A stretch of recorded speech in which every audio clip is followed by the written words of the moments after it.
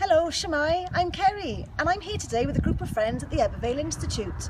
And thanks to the Landfill District Trust Community Scheme, we have the opportunity to take you on a tour to show you the sustainable changes that have been made to the building.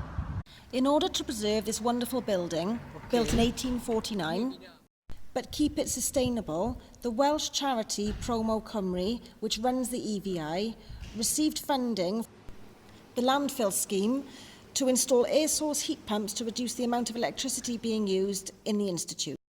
Next, the lights were changed to LEDs to further reduce the electricity costs, and door closures were installed to prevent drafts.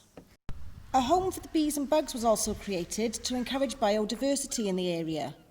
Did you know 1/3 of our food relies on the pollination cycle, so this is definitely an asset for our community. In the foreseeable future, we are having a celebration to further promote and celebrate the sustainable changes which have been made here at the EVI. So our question to you at home is, what would you like to do as a community to continue this incredible legacy? For more information, please check evi.cymru, as we would love you to join us in our celebration and get involved in our strive for sustainability. Thanks for watching.